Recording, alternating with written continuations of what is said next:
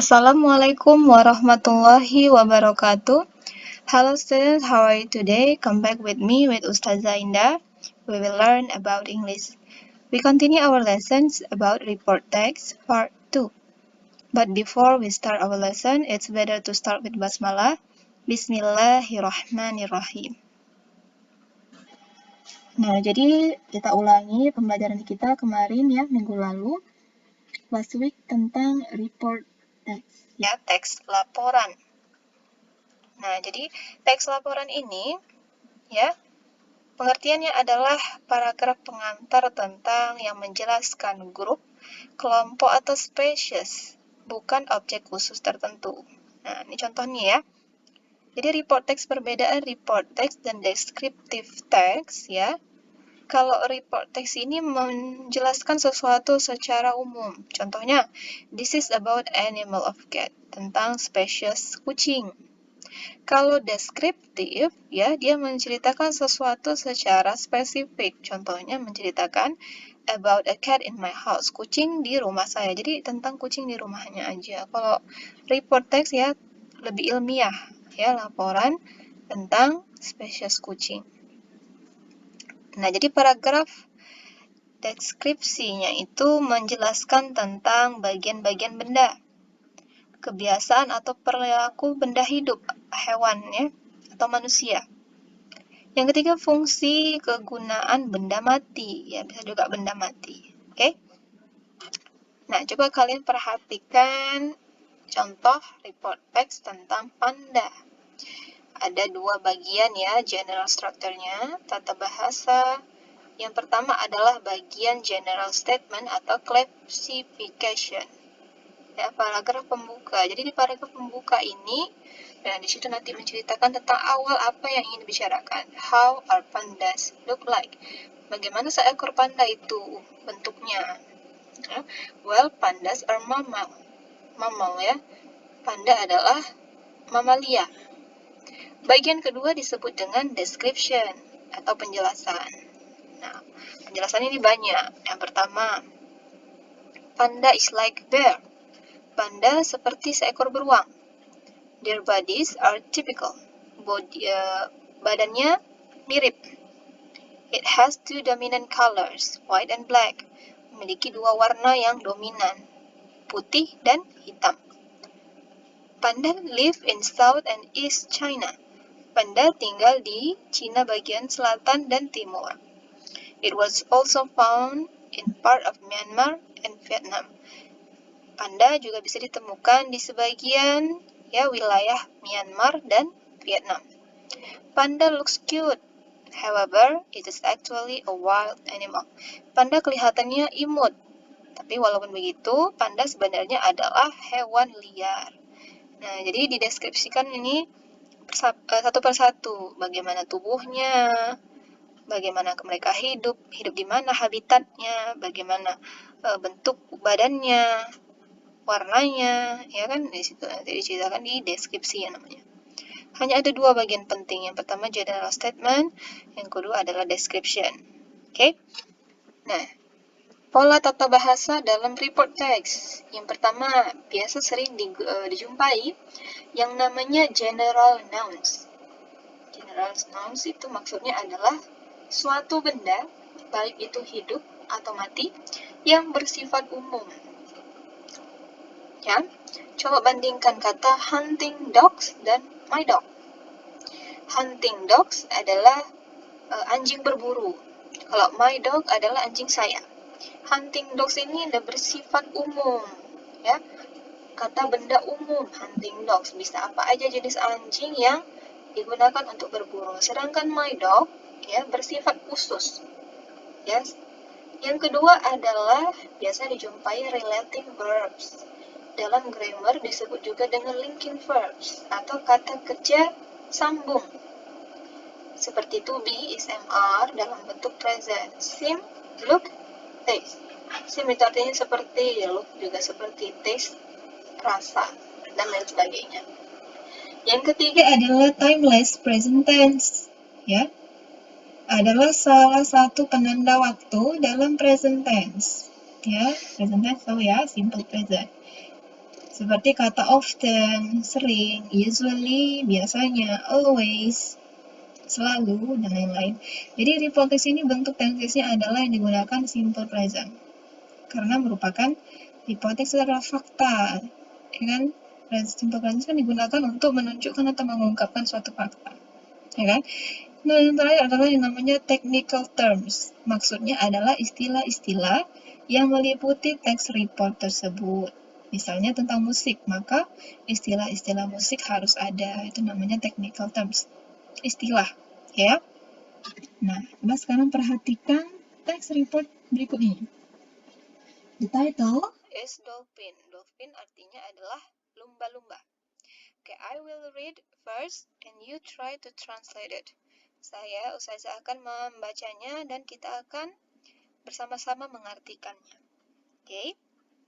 Dolphins are very intelligent. Lumba-lumba adalah makhluk yang sangat pintar. And they are benign to humans. Dan mereka senang kepada manusia. These water mammals are able to fascinate us in many different ways. Mamalia air ini dapat menarik kita dalam berbagai cara. These mammals live in a group. Mamalia ini hidup berkelompok. They have been known to help humans in a variety of circumstances, including rescue and fishing. Mereka banyak dikenal untuk membantu manusia dalam berbagai macam keadaan, termasuk menolong dan memancing. There are 36 species of dolphin that have been found. Ada 36 spesies dolphin, lumba-lumba, yang telah ditemukan. 32 species are dolphin. The sea is already well known by the people. 32 spesies dolphin atau lumba-lumba laut telah diketahui oleh banyak orang.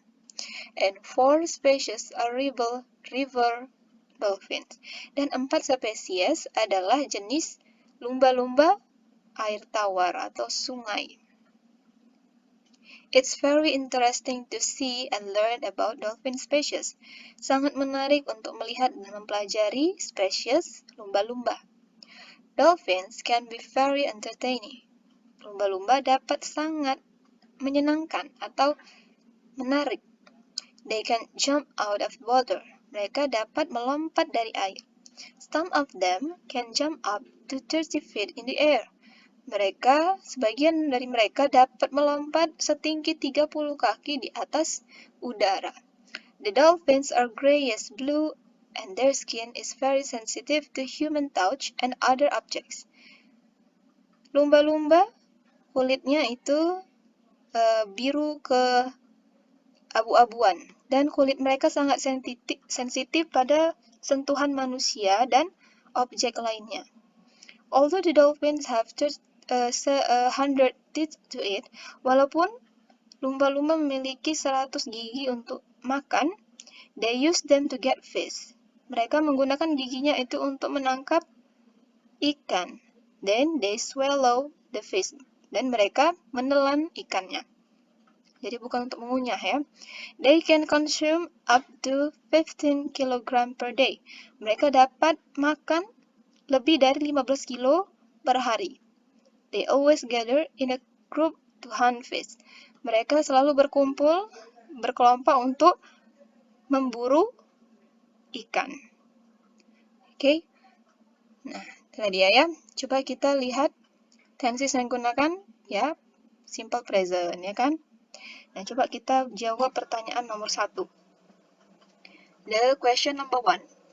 What is the text about? Apakah cerita dari teks ini? Tentang apa teks ini? A. A general description of dolphins.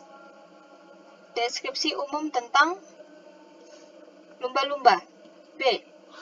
A description of dolphin in specific. Penjelasan lumba-lumba secara khusus. C. An explanation of dolphins' habitat. penjelasan tentang habitat dari lingkungan lumba-lumba. D. An explanation of dolphins' diet. Penjelasan tentang pola makan lumba-lumba. Jawabannya adalah A. Ya. Text report text menjelaskan deskripsi secara umum, general. A. Okay. Number 2. The last paragraph talks about. Paragraf terakhir bercerita tentang nih makannya ya, giginya si lumba-lumba. A. The physical looks of dolphin. Bentuk fisik dari lumba-lumba. B. The diet of dolphins. Pola makan dari lumba-lumba. C. The way dolphins use their teeth. Cara si lumba-lumba menggunakan gigi mereka. D. How dolphins eat fish. Cara si dolphin lumba-lumba makan ikan. Jawabannya adalah C. Lebih cocok C ya. Jawabannya adalah C. Oke. Oh, salah. C. Yep. Ya. Number 3. The dolphins did to get fish, not to chew the fish. Gigi lumba-lumba untuk menangkap ikan, bukan untuk mengunyah ikan. Ingat ya, di sini ada kata kerja. Nah, kata kerja yang bentuk simple present adalah C, ya, use.